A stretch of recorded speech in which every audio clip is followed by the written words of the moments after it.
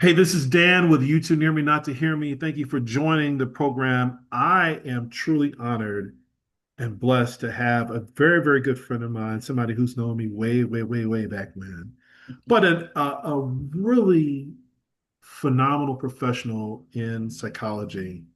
I have with us today Mrs. Lorna London, Dr. Lorna London, the illustrious Lorna London of the wonderful school of Kenwood Academy in Chicago, Illinois. How you doing, Lorna?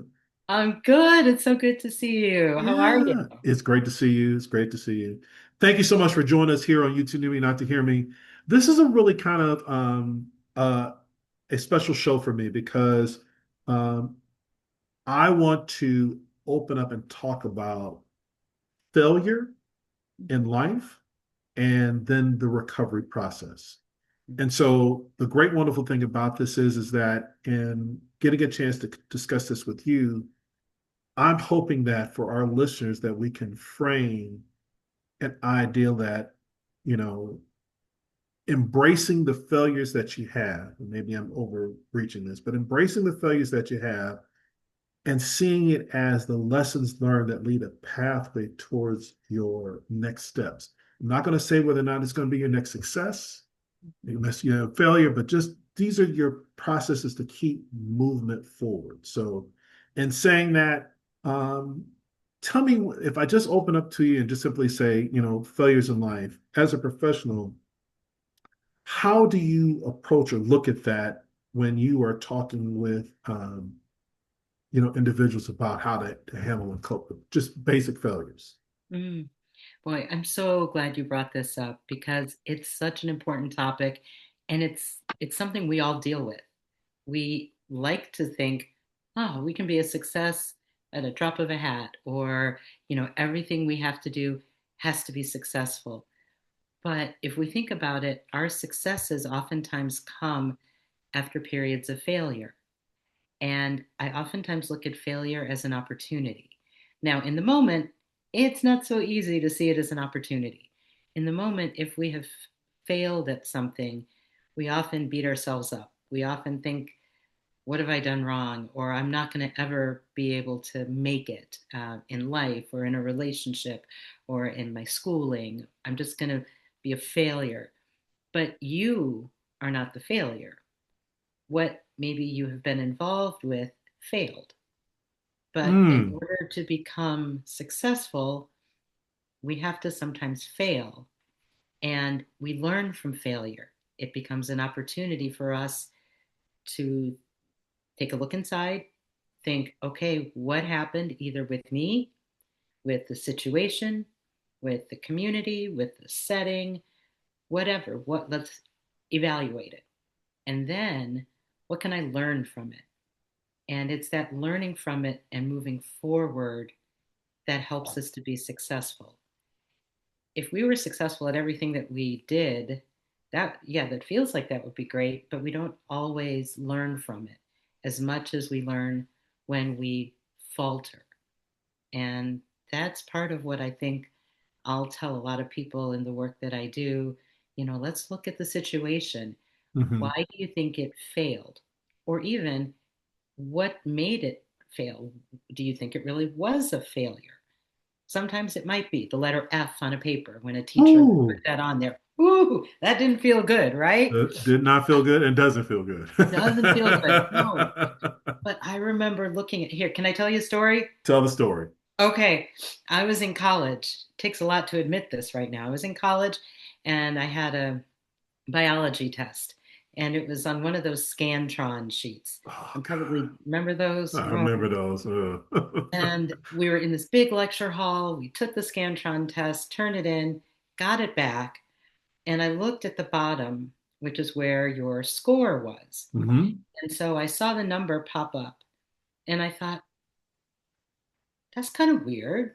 And so then I looked to my friend who was sitting next to me, and I said, I'm sorry, the number on the bottom of the sheet, is that the number we got wrong? And she goes, no, that's your score. And I looked, and that number was probably about the size of my shoe size. Oh, And yeah, that hurt. That Wow. was awful. I'm like, okay, so I like failed this test, like really bad failure. Right, right, right, right. And I think that hit me hard. I went back to my dorm, was crying, felt like this is awful. College is over. Why am I even here?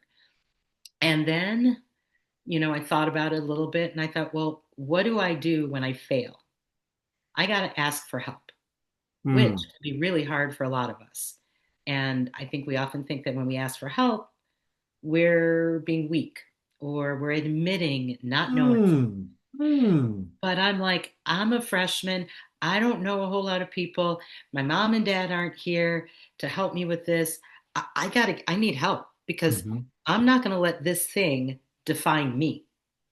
And so I went to the professor and I thought I was really cool because I said, well, I know the material, but it didn't show up on the test. He said, okay, well, tell me what you know. Define mitosis. And so I said, well, I know it, but I can't say it. And he said, then you Right. don't know it. hmm Let's go back and finish it. And part of what he taught me were some takeaways that I use in my work today.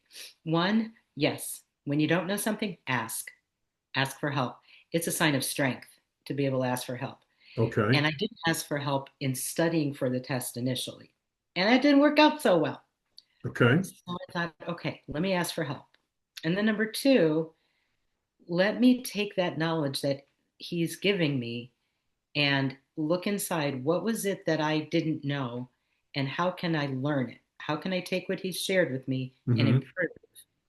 And then it was part of what he said, if you think you know it but can't explain it, you don't know it. Mm, It hit me hard because the way I had been taught before is that, yeah, you can just study it, read it, and it gets stuck up there.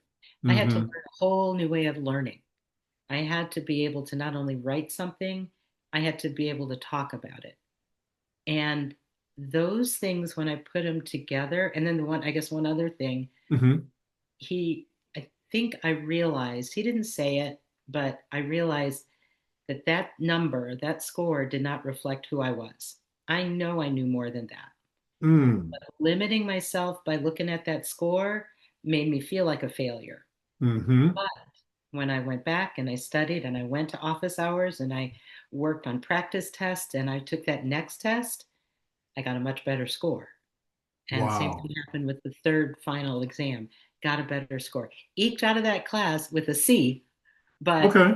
considering I was failing at the very beginning, Yeah, yeah, yeah. pulled it up. But it taught me also that a failure does not determine my altitude or where I'm going to end up. So you hit upon and you hit with a lot. And so I'm hoping Yeah. our So, listeners catch this. I like the fact that you said that your failure is not a an identity of your self-worth.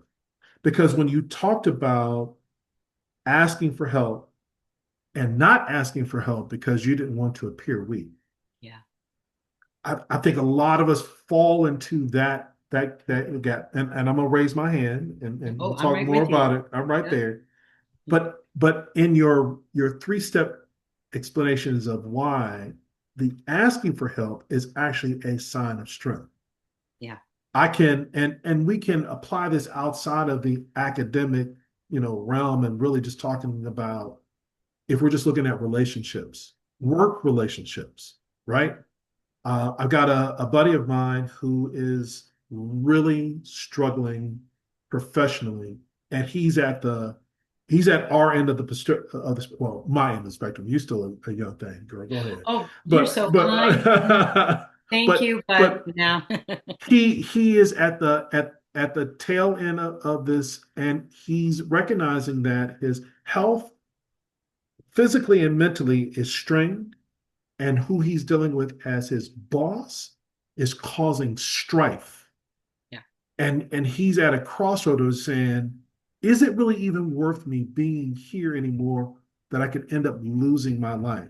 And so one of the things that I said in conversation with him is the hardest part that we have is that we don't ask for help. Yeah. And the asking for help doesn't make you weak. The asking for help says that you're identifying something, and it is a real sign of strength. I love Yeah. that. Something you also said in that was that you identify the gaps of where there's a lack of knowledge. Like, okay, if I say that I know it, but I Mhm. can't explain it, come on now. Yeah. Do you really know it? And so that as the educator, the teacher in me, I've always been able to basically say to young people, if you can't turn to someone next to you and simply explain to them what you just learned and they understand it, then you didn't really get it.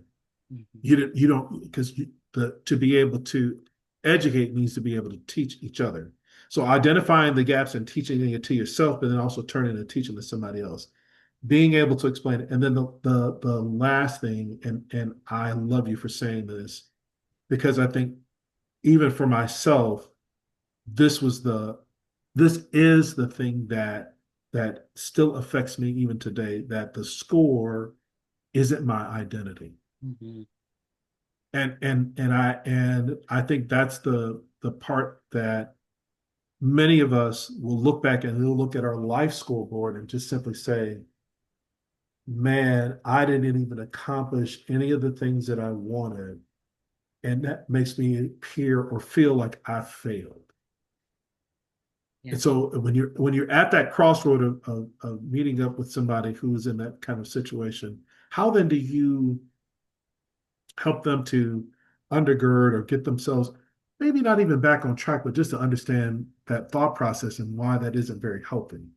Mm. Boy, I'm glad you said that. It's really interesting for us. Um, Life is a journey, and each step that we take, we learn something. Hmm. I think if we enter into a space where we realize that everything's not perfect, everything's not going to be perfect, but we're on this path of trying to achieve what might seem like perfection. And if we can celebrate each success that we have, that feels good and that becomes a buffer. And then what we can do is go back to that buffer to kind of help support us when things aren't going as well as we would like. Hmm. So we've all had successes, right? Whether Hmm. it's little, medium, or really big. And what becomes important is not losing sight of those successes, but thinking about what did I do to be successful? What did I do to be able to get that promotion or to graduate from school or successful in a relationship where, we've been together all these years and we can look back on what we've done. There are things that we must have done well to make that happen. And so when we hit a point, and I do this with the clients who come to talk to me because many times they don't come to see a psychologist when they're feeling good, when they're in a period of success. Ooh. Things are great. I don't need to talk to a psychologist. But it's when we hit lower, lower, or rock bottom where someone might encourage us to go and talk to a therapist, a mental health provider, a psychologist to help me build back up. And that's part of what I try and help people to do is let's see if we can think back to a time when you felt successful. Not when you Hmm. were successful, but when you felt success. What was that like? What did you do? What did people around you do? What did your community do? Maybe who were mentors or people of success in your life? And what did you learn from them? How did it help you be successful? But then also, what about people in your life who maybe failed or faltered? Like Hmm. they fell and didn't succeed. What did you notice about them? Are there things they did that maybe could inspire you? And so, really, just trying to get in touch with those parts of you that have been successful and knowing what did you do to get to that point. Hmm. And also, others around you, if we're fortunate enough to have had people around us so that we could see how they became successful, how they dealt with failures, can sometimes help us along the way. So I guess one of the first things I'll tell people is first, it is great that you're talking about it. It's great Mm. that you are Mm. reaching out to say, hey, I don't want this to define my life. I want to be able to look back and see all of my successes, but this being fired from my job, this divorce, this Mm. my kids don't call me now that they're grown and out of the house. I feel like I failed in this way. Okay, let's sit with that feeling. Let's understand what that failure feels like because I'm not going to negate it. You Hmm. have to feel it. You got to understand it. And you got to talk it through, work it through, and get the strength that you've had before to overcome other failures. I remember when our kids were little, I've got a son and two girls, twin Hmm. girls. Hmm. And the twins were funny because I would watch them as they learned how to crawl and walk and run and do all sorts of things. And, we'd watch our son do that. But then when we watched the girls do it, it was different because they had each other as maybe competitors. Mm. Mm. I mean, they were young, so they didn't come out and say, "Hey, you're walking before I am." Right, right, But right. you would see one of them would be like, "What? Wait, she's doing that. Maybe I can do that too." But sometimes they would try and they would fall, or they would like stumble and bop their heads. And of course, mom over here was like, "Oh my God, what happened?" But what I learned from them probably is something that has stuck with me from this moment forward. They would fall, they Hmm. would Hmm. fail at being able to walk as quickly as they wanted or run, but they always got back up. They Mm. never let anything hold them down. There were Mm. times that one of my girls would hold on to her sister and they would walk together. And boy, did I love that Mm. because she would reach out to help, to get help from her sister, and her sister would reach her hand back to help her other sister. Hmm. And I think sometimes when people feel like they're failing, they often don't see the hand that's in front of them wanting to help them along. Mm. Or Mm. they may Mm. not, Mm. or maybe even the person in front is like, no, I made it already. I'm good. You Hmm. do yours and you get Hmm. here just like I did. But I think we often, especially in our community, often have to rely on those who have gone before us, and those who have gone before reach out a hand to help pull some other people along while they're getting their legs up, while they're getting their strength so they can feel successful. So, Oh yeah, we all man. fail, we all fall, we all Yeah. bump our heads, but it's how we get up and it's how we continue to soar that I think makes us stronger. Ooh, you dropping some gems out here, boy. I'm telling you. Hey, man, if you all are out there listening to You To Near Me Not To Hear Me here with Miss Lorna London, she just dropped some serious bombs on you. And I know it maybe you thought you heard it before, but you haven't heard it from this way. So, hey, look, really glad that you guys are tuned in. We're going to be back with Miss Lorna London in a few moments. Y'all just hang in there to You To Near Me Not To Hear Me here on Vibe AZ 24/7. Give us one moment. We'll be right back. Hey, so you're back here with Dan and Lorna here on YouTube Near Me Not to Hear Me on Vibe AZ 24/7. Thank you all for tuning back in. So, hey, great time that we got a chance to talk a little bit and hear what some others had thought about, what you said. Here is something I want to kind of jump into with you, and here now comes into the personal of this. So, you talk with people who have had some very irrational beliefs about their own failures and then what are holding them or what holds them back or what's been holding them back. Mhm. And so I want to open up the door to something that you and I have kind of discussed and you've seen it on a personal stance. So I will say automatically right off the bat, I was not always the smartest person in school. I think that wasn't about the fact that I didn't have the intelligence. It more along the line was about my own personal laziness, which is, oh God, I had to say this. It's my own laziness about getting things accomplished and finding the worth in doing it. But I believe that charm, to be when people say you're handsome and and you're charming, I'm like, okay, well, I'm going to use that in the best way that I can to get around the things that I don't wish to navigate. Like I know I couldn't use that when I was playing tennis. Tennis required me to have the skill. Like I had to practice, I had to overcome those things, and they were things that I could see in front of me. You're my opponent. If I don't have the skills to match you in this match, then I got to get better. When it came to relationships, when it came to school, that's where the challenges failed for me because I never felt as if I was adequate enough. Like I really never thought that I was worthy enough or adequate enough to either be with that person or um, to really drill down and understand the information and the knowledge that was being given to me. I just didn't think I had it.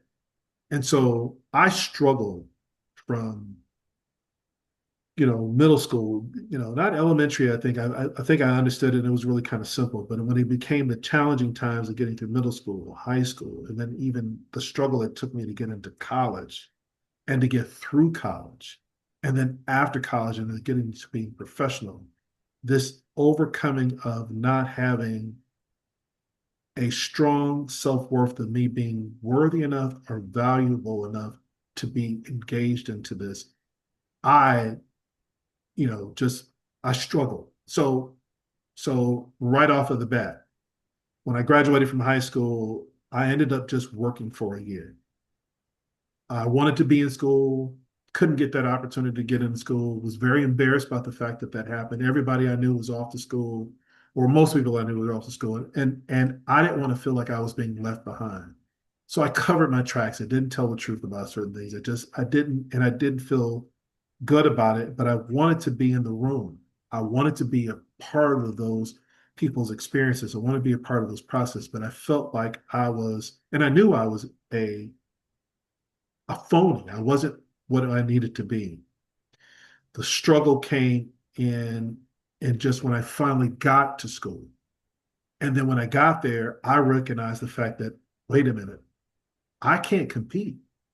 I don't know what it means to really study. I don't know what it really means to to set up these kinds of hours of focus and what it means to really, I can write, I can read, I can do those things, but to do it at the levels that are being required of me and to be able to give that back. I I tried to hide it as best that I could, but it's like the exposures.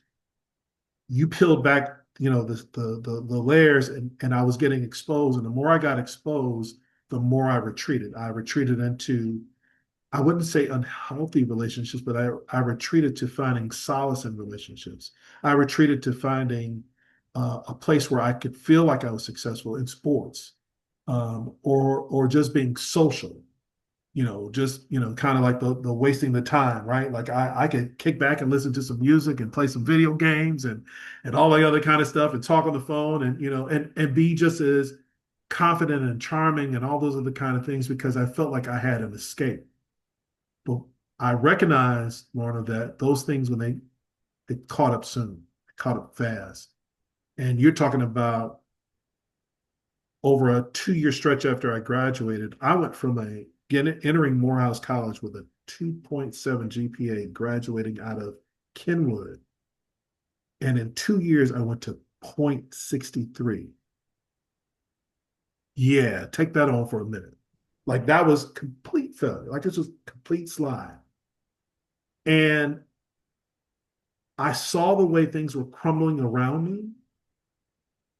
And then to know that when I tried to go back and re-enroll, they were like, hey, you can't come back. You don't have the grades.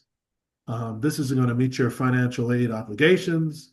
You're going to have to go make another decision. And so the the the embarrassment of that, the having people to look at me and to see those weaknesses exposed. And so talking about going down a very dark tunnel, I went down a tunnel of pointing back the hatred to others and making it their fault. Mhm. I was upset with my father for not feeling that I got the support that I needed to go to school because he told me honest truth. He said, Dan, you're lazy. You don't need to go to school. You need to go to the army or you need to get some discipline about yourself. And I'll come back to that.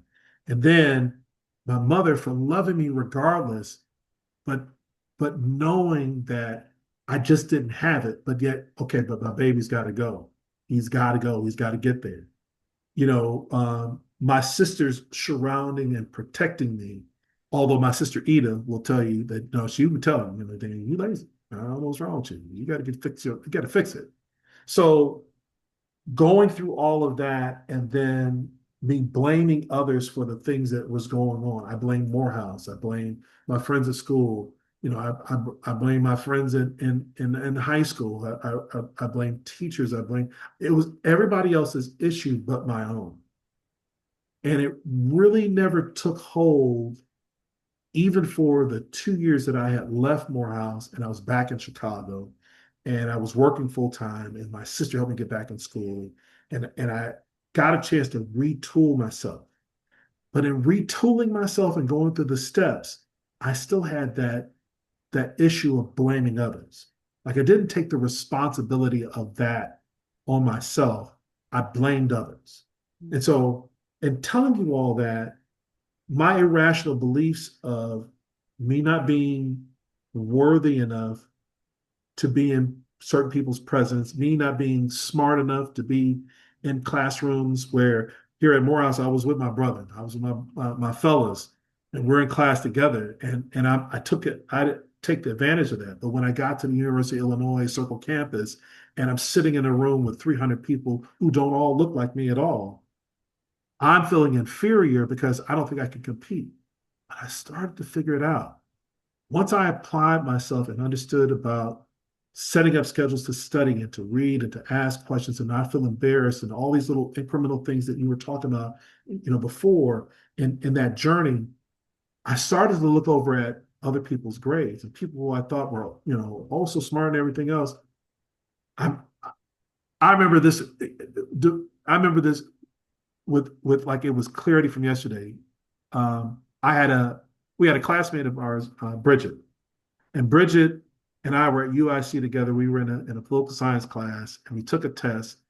And the guy, the student aide, he basically gave out the grades.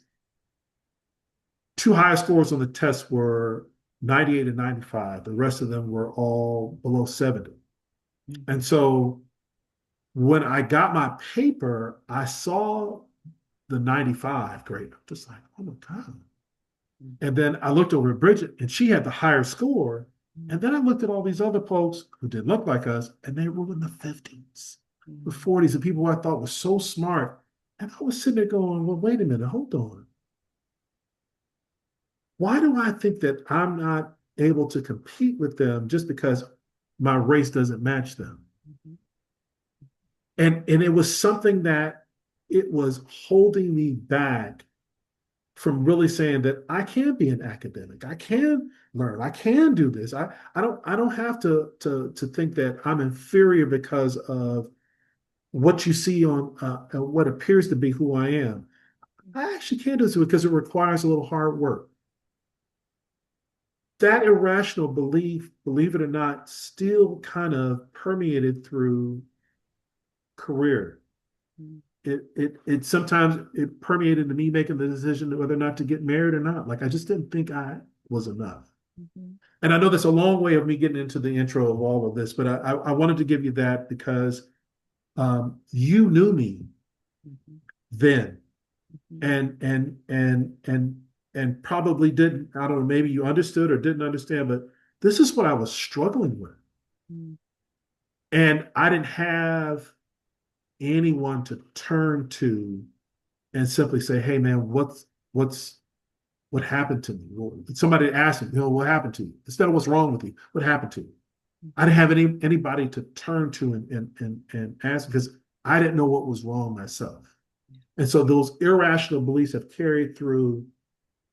And anytime that I feel like a setback has happened, in a business move that I make now or career thing, those things creep up. But managing myself to just simply say, okay, Dan, that doesn't, don't take hold to that. Look at what's right in front of you and let's go. So not that I'm answering it. I'm turning it over to you. What do you think? Wow, I appreciate your openness your honesty, your self-reflection. I think it sometimes gets really hard to look back at those times and be able to share them. It's tough. Those are still parts of who you are, and they explain a part of you, not the whole of you, but Mm, a part of you. The other part that I see coming out is what you did afterwards, because I imagine how hard it was to be in school and not feeling as successful, not being as successful as you wanted to be, as you could be. I think a lot of times people start to do similarly to what you said.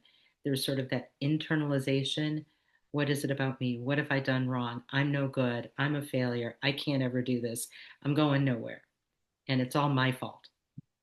And then sometimes people externalize it. It's the school's fault. It's the teacher's fault. There's nobody here. Nobody's helping me. That everybody is setting up roadblocks.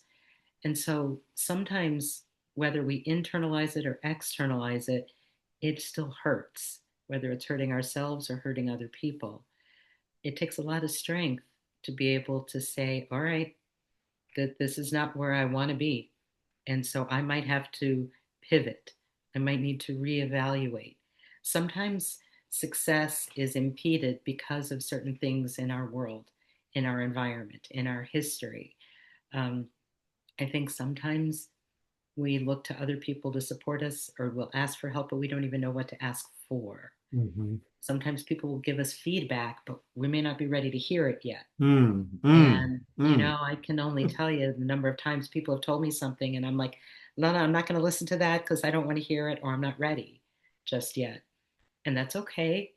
Sometimes we have to sit in that period of despair and feel that frustration.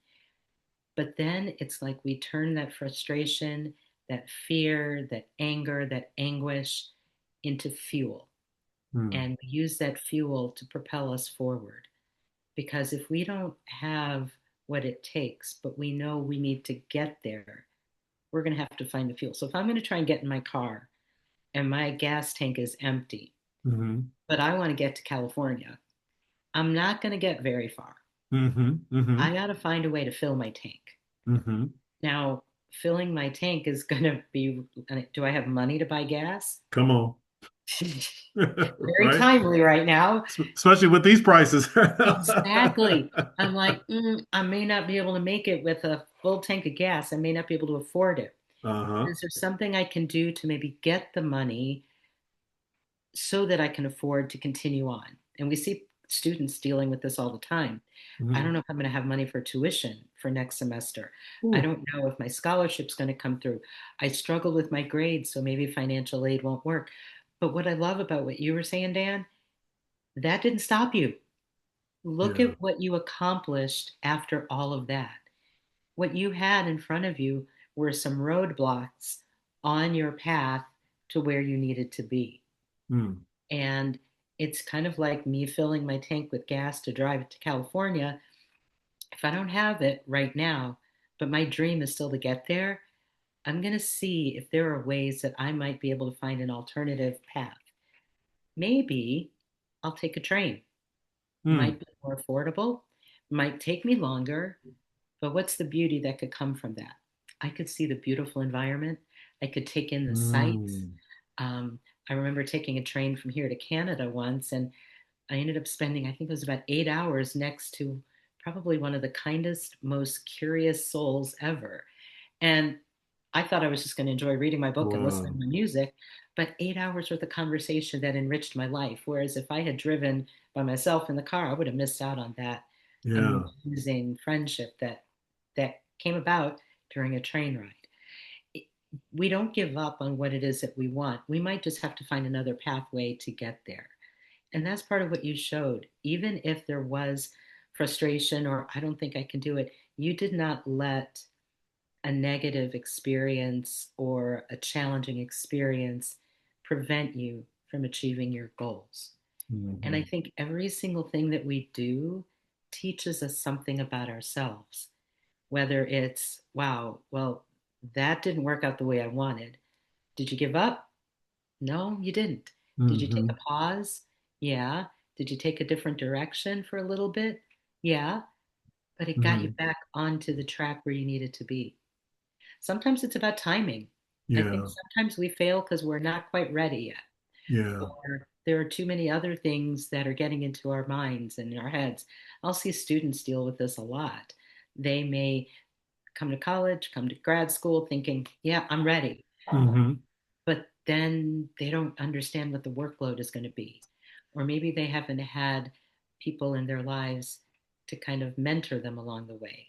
Right. Right. And they're Right. having to learn. So it's kind of like along the way, those ideas that are self defeating or maybe, um, that hold us back might frustrate us, but it shouldn't stop us.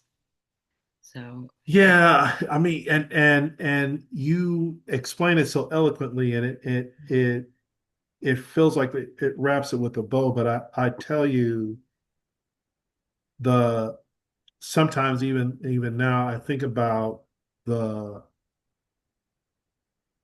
probably the pain that I've caused to others unknowingly in just dealing with my own stuff mhm, and having to deal with that mhm, in my own life, and how then do you go back and you repair that? mm, And that's where I think about with self-worth, and maybe that's that, I believe in karma. I think things hold us back and allow for us to what you put out there, it will come back. And I'm thinking like, oh man, that's gonna hurt when it comes back because I know I didn't do what I should have done, mm, and let me make up for it. But yet it still compounds, it still comes back. And so I think about the issues surrounding, self-worth. mhm. And not everybody is able to gather and have success. Like that part right there, there's sometimes at the end of the movie there is no happy ending. And Yeah, those are the movies that throw us off. There's a real break in the chink in the armor, and then great directors show that just life goes on. No happiness, no sadness, it goes on. But there's nothing that resolves it. I mean, what do you think? yeah. No, you raised some interesting points here. We like to think that it's all going to have a happy ending. Mhm. And I would like to say, yeah, that's what I believe. But I think sometimes we may have to create our happiness or adjust what we think is going to make us happy. Um, Mhm. I think when we're facing disappointments and failures, we do have to figure out how we cope. And one of the ways in which we think about coping is it an adaptive coping style that we have or a Mhm. maladaptive coping style that we Unpack have? that a little bit for me. Yeah, no problem. It's kind of like if we're feeling frustrated or we feel like we're failing at something and we have those tough feelings that we can't sit with real easily, we got to cope in some way. And a healthy way of coping, for example, might be let me talk to someone. Let me find Hmm. somebody in my corner. And I know that was hard, like you mentioned at one point, to have someone that you could turn to and say, hey, I'm struggling. What advice can you give me? Can you support my journey right now? Can you give me some guidance? But that fear of that weakness to someone else, and you let somebody behind the camera in that facade, like I don't want that to be, I don't want you to come in like that. I don't want you to see me as weak. So Yeah, that's the cause for not asking for the help. yeah, that's so true. And I think sometimes I'll even speak it. I see it happen a lot with men, especially men who have been in situations where there are role expectations that Mm, they have. They have to be the successful one. They have to be the one that holds it all together. And some of these are stated expectations, and some are unstated that hmm. are learned over time. but that can oftentimes put pressure. Sometimes men are discouraged from sharing their emotions. And by not expressing their emotions, they hold it in. Do you think And that destroys marriages? oh, it has the potential to. It can, because I think what happens is you might be dealing with someone who's maybe more expressive with their emotions, and Hmm. then their partner who's less expressive. Hmm. And sometimes that drives a wedge in between people. But then to be able to express your emotions leads potentially to some vulnerability. Hmm. And so part of what I think makes marriages strong is the trust that you develop over time. And that's Hmm. what oftentimes helps people get through those hard times. Hmm. If you're experiencing something tough, can you turn to the person that you love, that you support, that supports you, and say, hey, I just need to run this by you? Or I'm struggling here and I could really use a listening ear. Hmm. But that doesn't come overnight. Hmm. And it's funny because I sometimes will work with younger people who are in their dating years and thinking, oh my God, this is going to be the best relationship ever. And you say, well, what is it that's making it great? He's so cute, or she's so funny. I'm like, well, okay, that's nice. That's good. Yeah. But I'm like, what else? What Right. else are you holding you together? Is this a person who will be by your side when you're in your 50s and you're dealing with a health issue? Is this a person who you can lean on Mm. when your family members are struggling, when your parents are aging? Is this someone when financially you're hitting a hard time, a hard path, who's going to be there with you, or is going to be a person that points a finger at you and blames you? Mm. And those are the kind of things that help to make for more of a successful relationship. Those are the foundational pieces upon which you build your home together. And I think a lot of times people lose sight of that. So if you want to be successful, and do we all have troubles in our relationships? Sure, we do, because they take work. And you've got to Yeah. invest the time, the energy, you've got to be intentional in your relationships in the same way that you're intentional in your schoolwork, in your job, everything. I mean, if you put all this effort in your job so that you can get promoted, and you put all this effort into your schoolwork so you can graduate, by golly, you need to put energy and effort into your relationship so that you can hit those milestones and markers and enjoy a family together. Oh man. You are ooh, you give me the tingles right here because within that, I'm when we come back, I want to dive a little bit more deeper into what you were talking about with relationships, and I've got a couple of scenarios for you that I'm gonna throw out to you Okay, from some people that I heard from. I'm just saying I ain't gonna put nobody out there. I'm saying, hey, you all are listening to Dan Davis and Lorna. We are here at YouTube Near Me Not to Hear Me on Vibe AZ 24/7. We're gonna take a quick break and we'll be right back. So, hey, glad you guys came back here to YouTube Near Me Not to Hear Me. Um, I'm your guy Dan with Lorna here. We're talking about failures and recovery and all these wonderful kinds of things. When we left off, we were talking about these failures that are happening in relationships. And on the off time, and I hope you all enjoying some of the music that was being played because I like to provide that for you. I wanted I asked a question, Lorna, about a good friend of mine whose brother is struggling with and being in the midst of a failed relationship. So he was married for a long period of time, um, had a divorce, and then immediately got into a relationship with a young lady, and they were dealing with each other for a couple of years, and then she broke it off. And because I think of the failed marriage and then this very quick failed relationship, he hit a breaking point and he moved home. He's a man in his 50s. He packed up everything out of his house and moved into his mother's home with her new husband. And he's been there for a couple of years. And he's struggling. And my friend in telling me about her brother, um, she wants to understand what's wrong, but she has kind of like the knee-jerk reaction that most of us have, like, hey, just get yourself together and pull yourself out of this funk and live life and all these kinds of things. And when you are across the desk or at the couch or a chair next to someone and you're listening to this, the professional side of you says one thing, I want to know that. But then in your heart of who you are as a core of the person, there's something else that is in that tone too. If you were having the opportunity to talk to this gentleman, what would you tell him? Mm. You know, it's so challenging because it sounds kind of like he's at a little bit of a crossroads in his world, his life right now.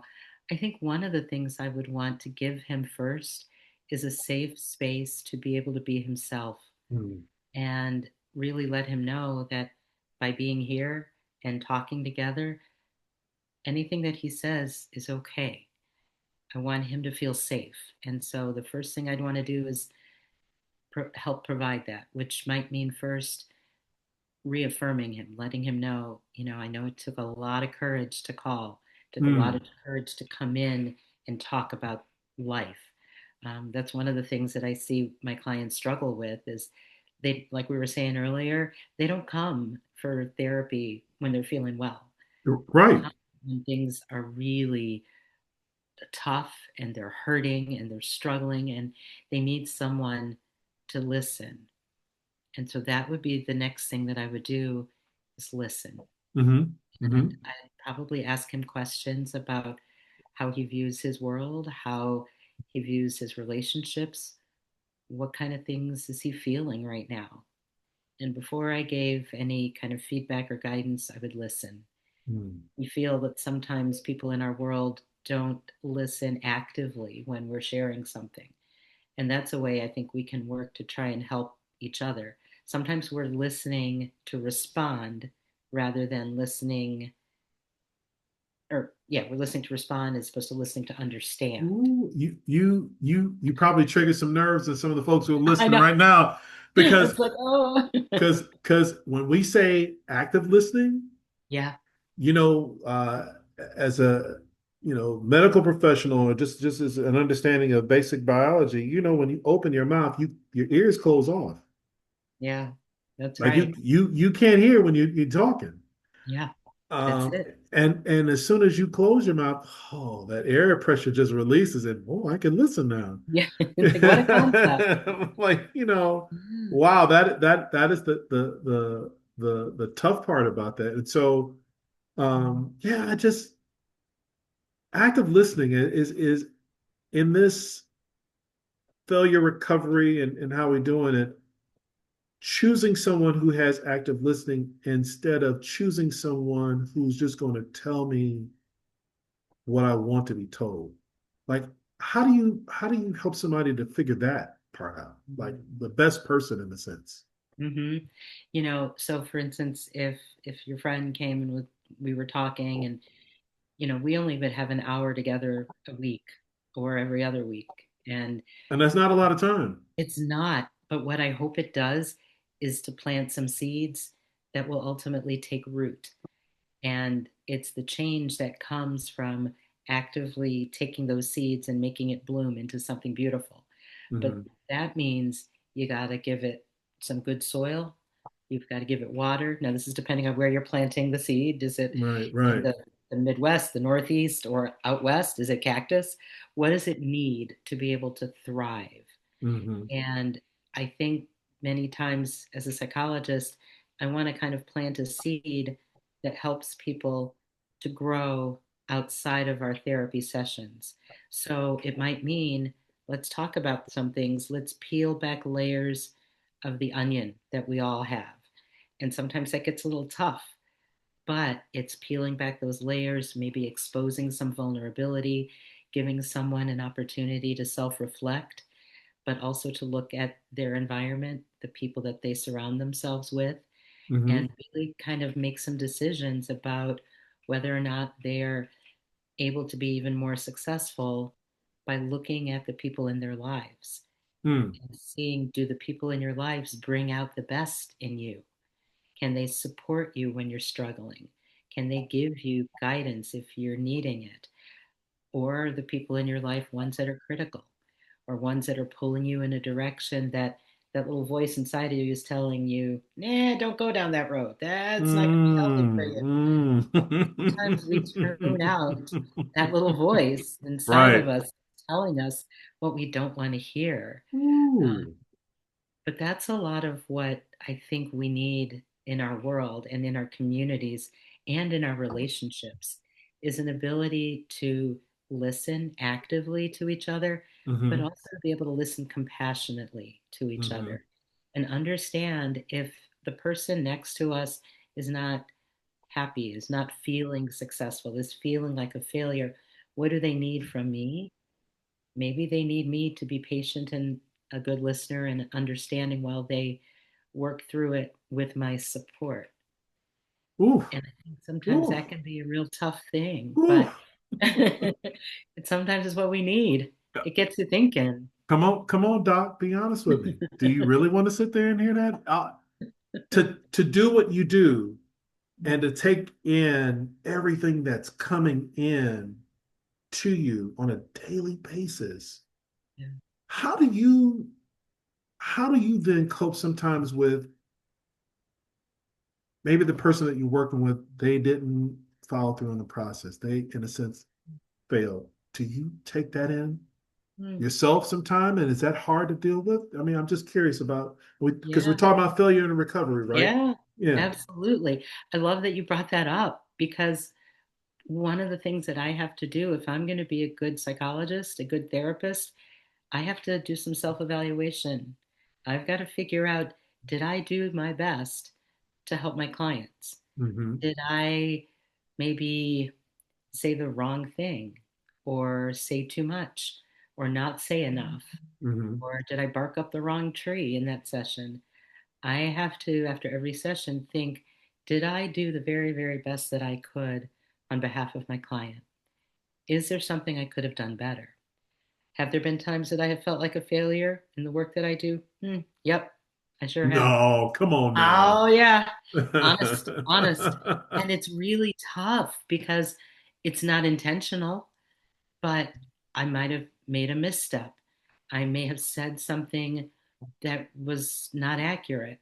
I maybe didn't give someone the support that they needed in the way that they needed it. Hmm. And that often is a challenge.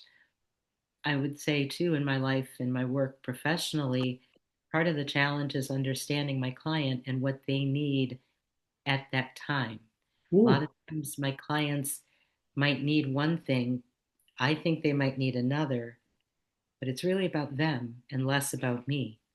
And Hmm. so I might have to find a way to meet them where they are at that Hmm. moment and work with them. Hmm. So, yeah, I have to realize that sometimes my failures, my missteps might have disappointed me in my work. And I might have to think, how do I reevaluate and do that better next time? And sometimes it's about even acknowledging that with my clients. It might be, Wow. hey, I know when we talked about this last week, I think I might have struck a nerve. Huh. And I want to check in with you to see how you're doing with that. And so Ooh. it's the process of hopefully being self reflective and maybe making some modifications that could also maybe be a bit of a model for them as well. I'm not perfect. I mean, They're not. that's a vulnerability, a vulnerable, oh, Oh, I vulnerability. got you. Yeah, that's a an opportunity that somebody is getting a chance to open and look behind the curtain on you. Yeah, yeah. Oh, and I've had clients challenge me too. Yeah, That's okay. It hurts sometimes because I'm like, whoa, wait a minute. I thought I knew exactly what we should be doing. But right. I also realize that there's an individual piece to this therapy work that we do. And every person is different, and it's incumbent upon me to make sure I know them and know them well and work with them in a way that's going to be helpful for them. Mm, mm, So that's mm. also why I find it really critical for me to make sure that I take care of myself. And anytime we have a failure, a misstep, We have to figure out, what did we do? What can we do better? And how do we surround ourselves with what we need to do better the next time? Ooh, And then I think we're okay. We're ooh, on a process, on a journey. ooh, ooh.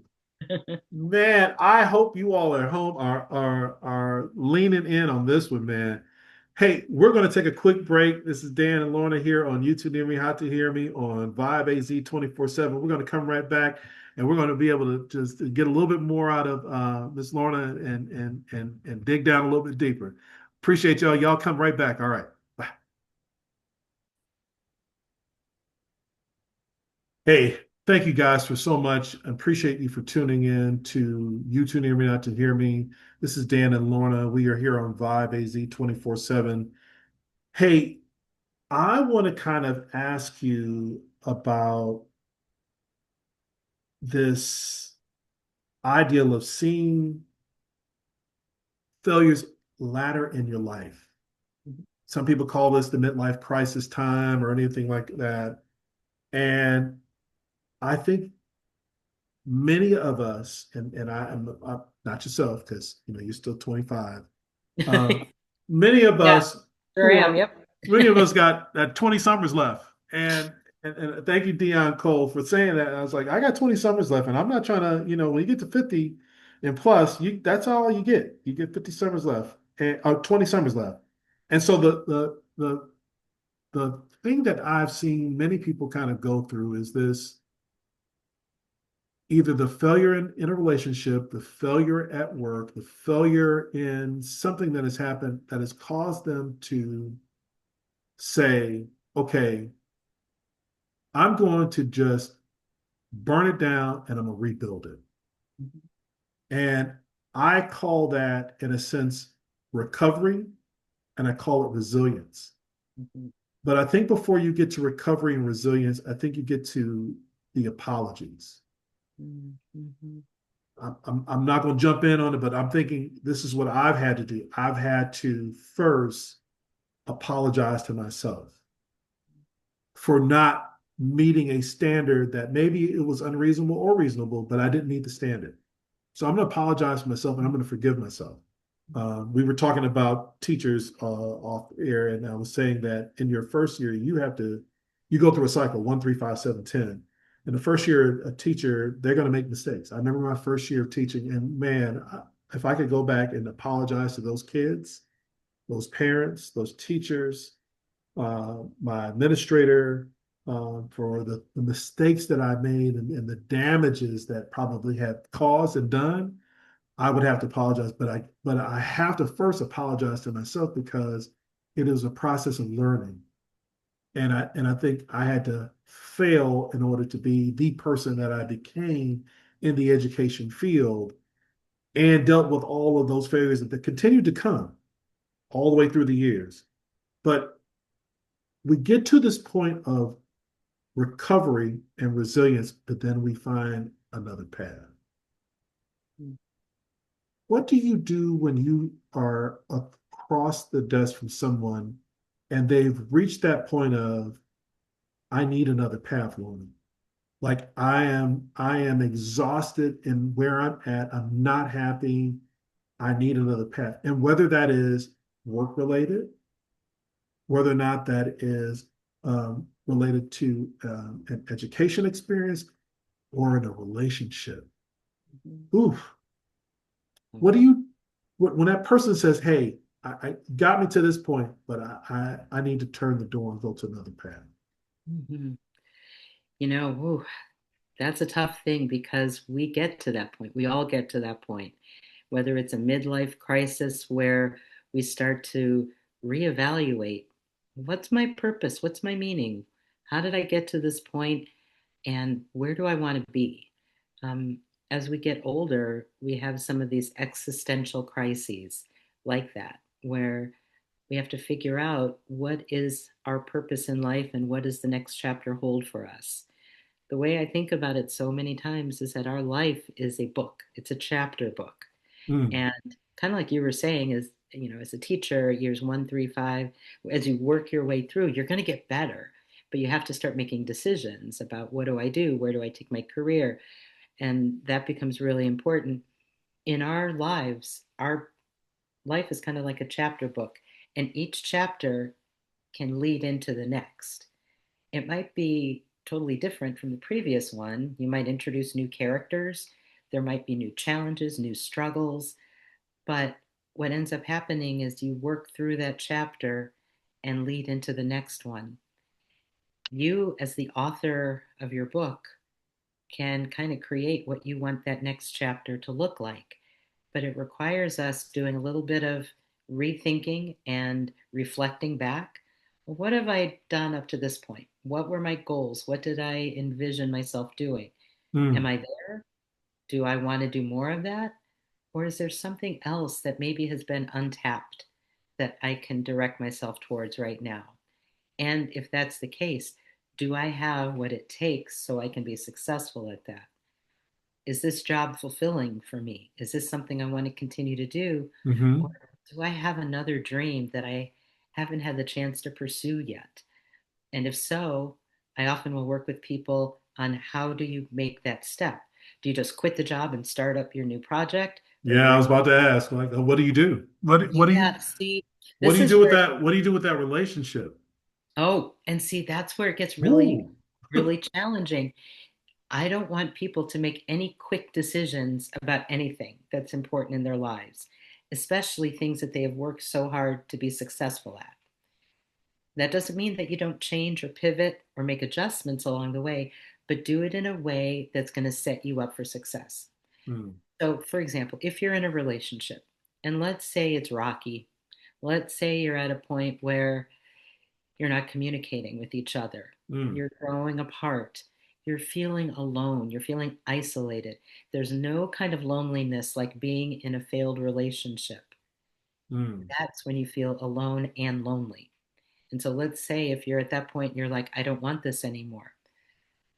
What I encourage you to do first before you make that step is to do some self reflection, figure out where are things going wrong?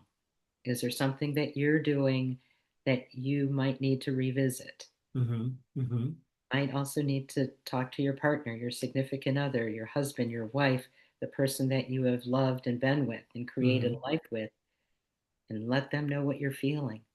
But also check Ooh. and see how are they feeling, because it's possible that they might be feeling the exact same way but just didn't know how to talk it through. So before you toss the baby out with the bath, I hate that example, but I just used it. Sorry. But before you end a relationship, Right.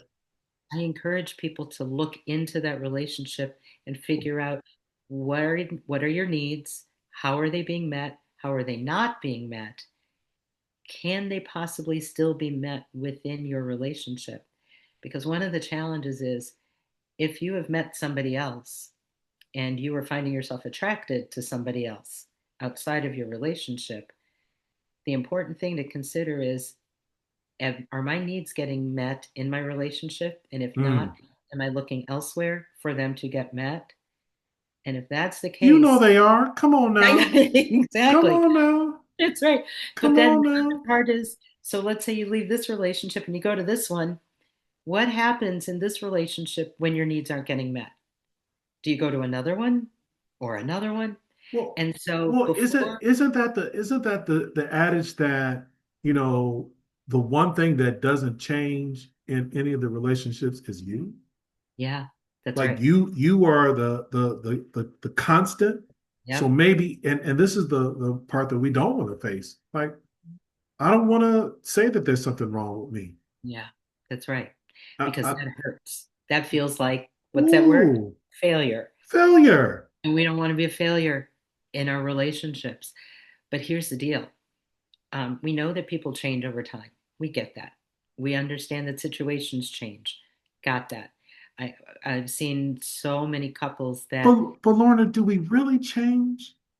Come, do people, look, do we really change?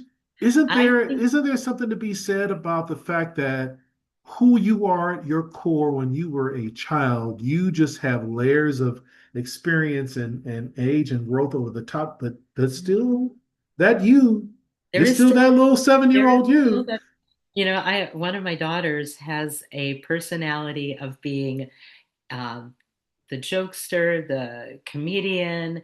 She's Hmm. always the one who's like, gotcha, like that. And it started before she was born. Mm, So I told you the girls are twins. right. She was the second of the twin born, and they were Hmm. both supposed to come out one, two, right after the other. But when twin number one, baby A, came out, baby B was like, yeah, I'm kind of comfortable right here. I'm not coming out. She had her own womb and she was like, I'm staying in it. And it took the doctor 17 minutes and a Ooh. C-section to pull her out of the world into the world. Oh my goodness. Yes. But that is her personality That's because her. now she's like, haha, joke's on you. And, she's a very smart, very fun, sweet girl, but she's got that little piece to her. So, in answer to your question, yeah, we kind of have this personality. We have certain characteristics that don't change, Yeah.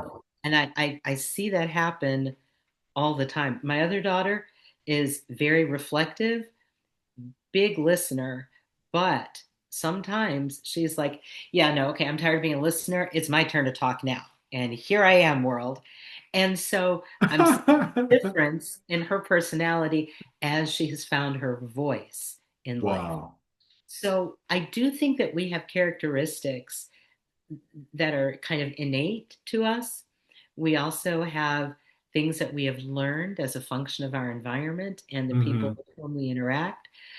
We are also a product of our situational environment, our Mm. successes, our failures, our experiences, the people with whom we hang out, our friends, our co-workers and things like that. They all help us to develop over the years. And so then sometimes we do change in a way that we maybe never thought that we would before Hmm. because of something that's happened to us. Sometimes the things that happen to us are devastating, are Mm. traumatic, Mm. are Mm. things that are just so hard to bounce back from. Mm. And that is where I think we do see that people change sometimes as a result of what they have lived through. And so when you get to be a certain age or in a certain situation, or when you're not worried about the same things that you were worried about 30 years ago, you Hmm. might think, yeah, I can go ahead and quit my job and buy a Corvette and tool around the country. Are But you were you in my thoughts? is there a Corvette parked I outside there I for had you? I had to sell my Corvette Oh and my had to God. get rid of my baby. Well, Uh, it happens.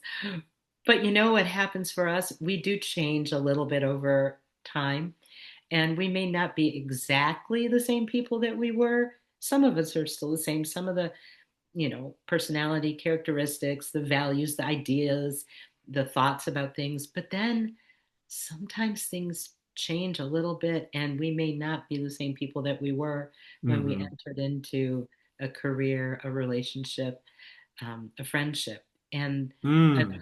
learned something about friendships that, your true friends are going to be there for you. Even if you don't talk for years, you can kind of pick up where you left off. What is that dynamic? What is it that makes that a great thing? Because in looking at it, that may seem like if we haven't talked in a while, there's a failure. I failed to call you, I failed to Mm, connect with you. But it's something about as soon as you hear that person's voice and you're both back in contact with each other, it's just like you caught up to where you were all of a sudden, and boom, we're right back in it again. yeah, What is it that is it that life just causes this gap in time and we don't identify that gap, and then because I haven't talked to you and I missed you, that I failed at that I feel the need to apologize, or is it just that it's life? Hey, you there's so many things going on. What do you think? yeah. Wow. I love the way you said that too. Sometimes with friends, it's, life happens, life pulls us in different directions. But when you hear their voice or you see them or whatever it is, you connect. And it's almost as if no time has passed at all. You can Mm, pick up where you left off. And part of that is trust. It's a foundation that your friendship probably built early on. Ooh, I And like you that. I know like that that, word trust. I like that. yeah, it's critical. It's something that you know that if things get rough, you can call on that person. You can depend on that person. You also know that if something is good, you can share it and laugh, and you've got memories that will hold you together always. And that is something that I think often helps us through our difficult times too, is Hmm. remembering who are our friends and can I reach out to them? Now, we have friends at different stages of our lives. We have friends for different reasons. We have friends who we might get closer to over the years. Some, we might be separated by geographical distance or by situations, Hmm. and that can be tough. But the familiarity, the memories that you've created, the foundation for your friendship, that can surpass the years, the time that goes. Oh, oh, that warms my heart. That warms my heart. Because I think in that, I think that we build into our toolbox this ideal of this recovery and this resilience. And it's critical about having people in your life that have remained, no matter how long you have talked to them or not, that have remained consistent with you. Not a yes man or a yes woman, somebody just to tell you what you really want to hear, but really somebody who kind of, hit you in the shoulder and be like, come on, like what's Yeah, going yeah, on with that? Like that. I am grateful for the checks and the balances of that. And I'm grateful to provide that to people who I consider to be friends of mine. Because I don't sometimes feel as though my gap in time of communication, I used to view that as a failure if I didn't call you every week, if I didn't call you all the time. And I feel guilty about spending time with this person more than I spend the time with others. You know, and this is outside, this is strictly the friendships. And I had to put family into friendships. Sounds weird, but I had to put family into that because how for so many times in years we're together with each other in the house, and then hey, we grow and we grow up. We have our own families, and they've got families, and there's all these other things. And I don't forget my sisters. I absolutely love my sisters dearly, but I had to learn how to develop and make a working relationship with them because um, it's different than when we were kids. yeah, And I didn't want and there was some time that I felt like I had failed in that, and I talked it through with them, and talking it through, it helped me to breathe a little bit easier and simply just say, I love you regardless, and we'll just jump right back into where we are when we jump back in. Like yeah. life It's be life, and as the kids say. Yes, it is. Life be It's so life, and true. Well, and yeah. I wanted to jump back to something that you were talking about, and I think it's so important. You were talking about saying I'm sorry or apologizing. And I think that that can be so important for us. Sometimes it's about giving ourselves grace and apologizing to ourselves for maybe not doing things the way we wanted to, for example. That's Hmm. different from blaming ourselves. That's kind of saying, you know what? I think I could have done this better. And I Hmm. want to make the effort to do better moving forward. So I'm apologizing to myself to say, I'm going to do this a little bit differently. I'm going to reflect on this and think about how it came across to other Hmm. people. And maybe I'll acknowledge that also to the other person. I'm sorry if I wasn't here for you during a time that you needed. I Hmm. want to acknowledge that maybe I dropped the ball in keeping up with our friendship, or I dropped the ball when you reached out and asked for help and I wasn't there. I want to be there for you now because I do believe that with failure in work, school, relationships, whatever it is, you can have a second chance to work on something and maybe make it better. Does that mean it's going to fix what happened initially? Maybe not. If Hmm. that job that you lost it and you realize, what was my role in that? okay, I could have done this better. Sure, let's take ownership of it. Let's look at our agency, our responsibility, and let's move on. Let's not get stuck in the negativity, but rather use that as an opportunity to grow. If it's been a failed relationship that ends in a separation or a divorce or a breakup of some sort, yeah, feel the hurt. It's true. It's real. Been there, done that. Doesn't feel good. But Hmm. oh, I still have 20, 30, 40 summers left. I want to enjoy this next chapter of my life. Right. So let's see, what do I need to do to make changes so that moving forward, things might be better? And what can I learn from what's already happened to try and make the next relationship, job, endeavor more successful? We learn Wow. from our past relationships, we learn from our jobs, we learn from the people we're surrounded by. So I think Man. that's a takeaway for me. Ooh. Wow, wow, wow. Hey, we're going to take this last quick break. We're going to come right back in a few moments. We want to thank you all for listening into YouTube Never Not to Hear Me. This is Dan and Lorna on Vibe AZ 24/7. We'll be right back. Hey, want to thank you guys for listening and tuning in to YouTube Near Me Not to Hear Me here on Vibe AZ 24/7. Lorna, I cannot thank you enough for simply just spending your time by giving your expertise, by offering some very genuine and authentic ways for our listeners to really understand about failure, this ideal of recovery, and I think the what we talked about last, the apologies and resilience. This was for me personally something that I definitely needed, and I felt it was good to put it down because you served up a nice table for me to set my plate down. And I really, really honestly thank you for that. I mean, just that alone is a blessing. And two, just because we've known each other for so long. I mean, I got to tell it. You're the prom date. I went to your prom. Yeah, you're categorized as my first love. I was just like, it was but more than anything, what I have always found in you is that you are just an authentic, genuine person. There's nothing that is, I feel like, that are hidden layers, at least you haven't shown me, that are hidden layers of something that is, unsettling. You get what you see, and what you see is a very wonderfully honest, pure spirit, great person, wonderful person to talk to.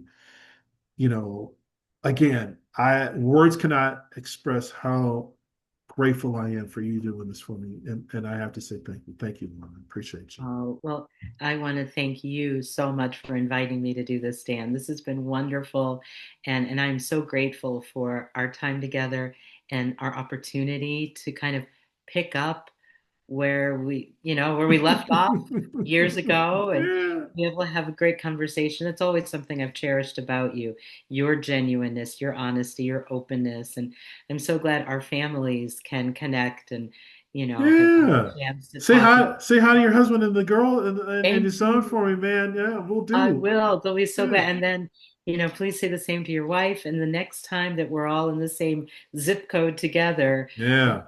get together. But I am just so grateful for the friendship, for the opportunity to talk about some really important things, and for inviting me into your space to be able to talk. And I also want to thank your listeners for taking the time out to explore some things that are sometimes difficult to talk about. And I encourage them to continue to have those conversations, engage in those self reflections and opportunities to take care of themselves and those around them.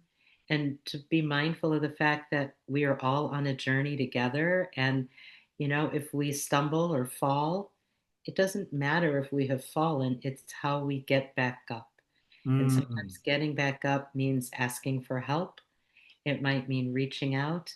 It might be finding out what did you do before to get yourself back up. and basically don't limit yourself because the sky's the limit.